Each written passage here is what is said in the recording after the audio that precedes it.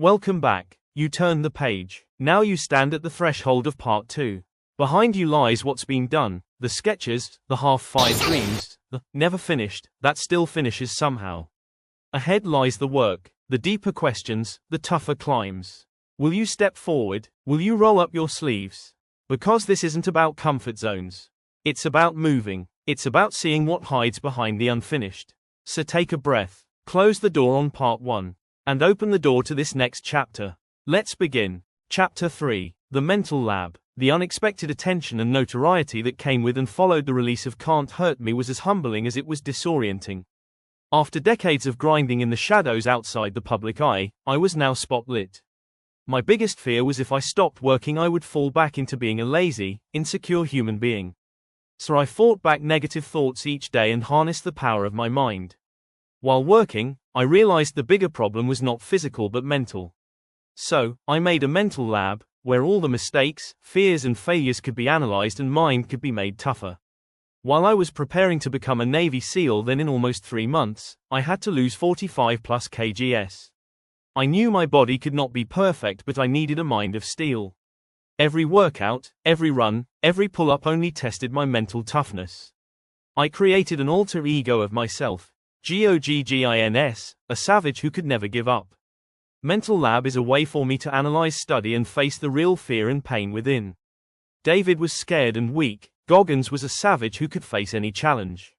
Whatever pain, hurt, rejection existed was to be used as a fuel to the dark matter of mind. Happiness was scarce, pain more. Most people never open the door to this mental lab. As life got easier I got softer, crept back into my comfort zone. Never maintained the savage mind, only did the maintenance. If you don't challenge your mind each day, the savage mind will be lost gradually. Then, on February 6th, I received an email that twisted the knife. It came from Bob Babbitt, the man who introduced me to Greg Welch, one of the greatest triathletes ever, at the Ironman World Championship in 2008. Welch had undergone 13 heart surgeries starting in his mid-30s, which forced him into an early retirement.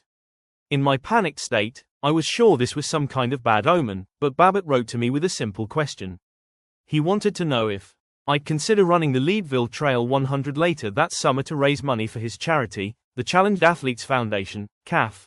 I suffered a heart condition, less than had busy schedule, but these were all excuses. The real reason was I started believing in my weakness. Looking at the reflection in the mirror, I realized it wasn't me. On the early 10 weeks of training minus 1,200 miles, 1,900 kilometers of running, each day 15 to 25 miles in humidity, heat, dehydration, mosquitoes and birds, some days without food, some days without water, I still completed the race. One day a man asked me, "How are you running in such hot weather?" I replied, "Because you are not." I wanted to be different from everyone, uncommon among uncommon. Without any comfort and by crossing your own limits could you have real growth. The world needs doctors, lawyers, and teachers, but we also need savages to prove that we are all capable of so much more. Evolution 3. Dreams mostly die when humans are in pain and misery. We take on the biggest challenges and goals when we feel safe and comfortable, but as soon as real threat arises people start doubting themselves. Dreams feel like a fantasy, then they panic and quit, but in that moment humans could use a second and think instead of reacting. In my SEAL Hell Week, when I was tired and mindful of fear, I thought I couldn't do it anymore, but in that moment I took a deep breath, imagined my future and visualized a life I would be living if I quit. Took some time, gained back my control, didn't let my dreams die. The real threat is hidden in every passing second. A moment of weakness can end everything, so you've got to win every second.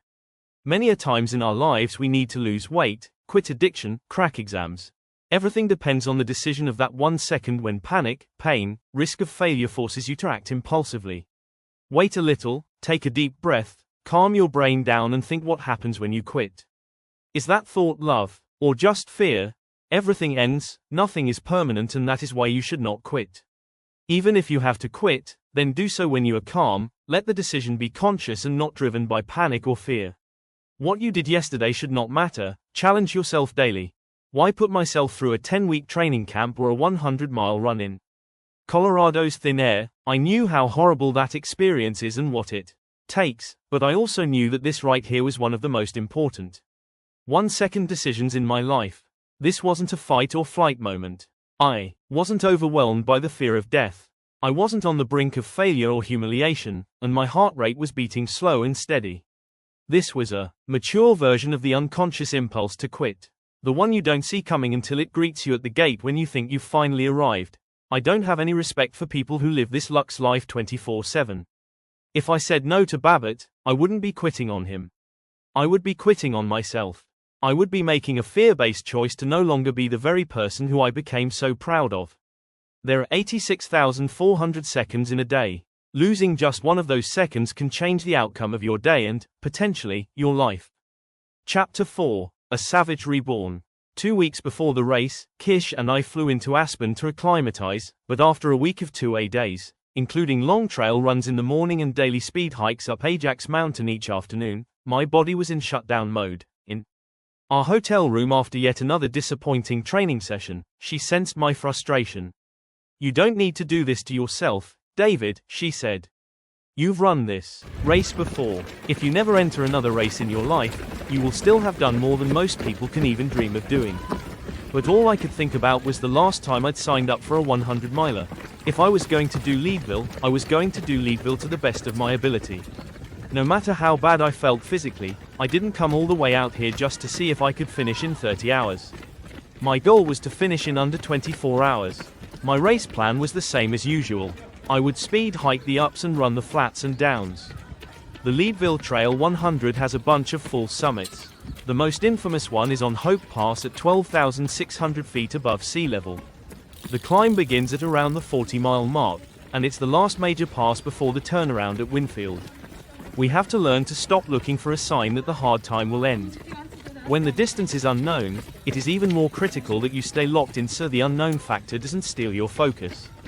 The end will come when it comes, and anticipation will only distract you from completing the task in front of you to the best of your ability. Remember, the struggle is the whole journey. That's why you're out there. It's why you signed up for this race, or that class, or took the job. There is great beauty when you are involved in something that is so hard most people want it to end. I was moving better and faster than I had in several hours. I passed seasoned ultra-runners like so many slalom flags. My confidence swelled and my senses heightened as I moved up in the field. I felt so powerful and in the flow that something shook loose in my memory and tumbled to the front of my mind. That's what makes events like Leadville so deep and poetic. A 100-mile grind at altitude will wring everything out of you. And as I flew up Powerline, I saw the scared kid who used to look for exits because he was blind to his own possibilities. When Babbitt's message found me, at first, I got my head back in the game and found a way. Now, over 75 miles into one of the most difficult races on Earth, I felt unnaturally strong, which is exactly why those images from my 5th grade play continued to run on a loop in my mind's eye. Your strongest moments will often make you think of your weakest. I was pushing so hard my perspective ran deep, and I felt for that kid, knowing he allowed situations to dominate him for way too long. But I was proud of him too, for overcoming all of that. It is truly amazing what that little kid accomplished. If you want to maximize minimal potential and become great in any field, you must embrace your savage side and become imbalanced, at least for a period of time. Know that your dedication will be misunderstood. Some relationships may break down. The savage is not a socialized beast, and an imbalanced lifestyle often appears selfish from the outside. I'd run a good race and finished in 35th place at 22 hours 55 minutes and 44 seconds, 40 minutes slower than 2007 but still a darn good time considering there had been 12 long years and 2 heart surgeries between starts, but there was a storm brewing, the same borderline medical emergency that happens after every ultra race I finish, which meant we had to get back to our crew cabin in Breckenridge Stat. I stared out the window, fixated on my North Star as it tailed us on the 45-minute drive, tempting me to leave the soft life of balance and comfort behind and follow it.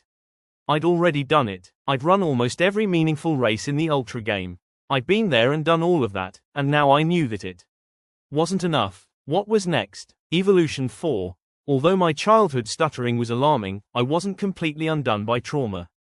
I was distracted by toxic stress. My pain kept me from living a complete and happy life in grade school, and it continued to haunt me into young adulthood. Yet through it all, I retained enough self-awareness to realize how bad things were and remember each and every corner I cut. Strange as it sounds, I was one of the lucky ones.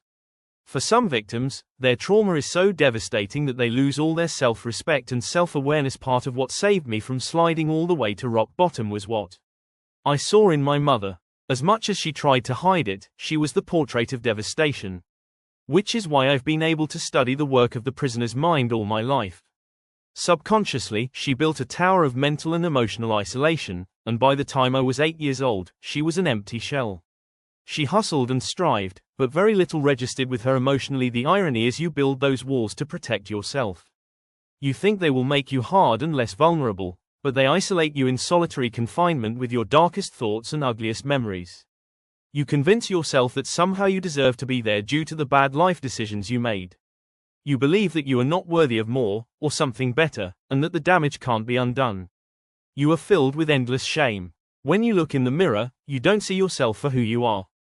And what keeps you locked up in your prison is that false narrative that you continually feed yourself and the false reflection you can't escape because it is part of you.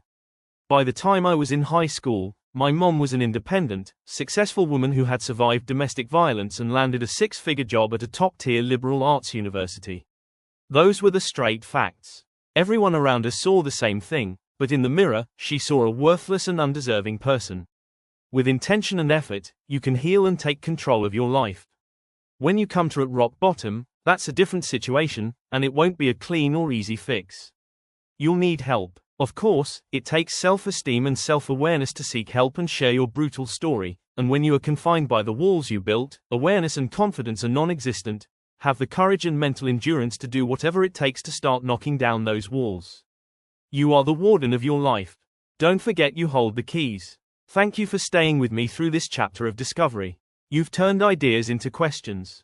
You've looked at more than stories, you've looked at parts of you. As we close this segment of the journey, pause for a moment and ask yourself, what in my life is still unfinished? What's waiting for a gentle push, a brave decision, or a fresh perspective? You don't have to have all the answers yet. You don't need to rush. This is not about perfection, it's about progress. Here are 3 small commitments you can carry forward. Choose one thing from this book that resonated, and take one action toward it this week. Write down the story you've been telling yourself. Then ask, is it helping or holding me back? Share what you're learning, with a friend, a journal, or even simply into the air. Voice makes ideas real. If you're ready, the true work begins now. Because growth isn't finished when you close the book, it begins when you open the door. Thank you for being here. Thank you for stepping into the unfinished. Until next time, stay curious, stay courageous, and keep moving forward.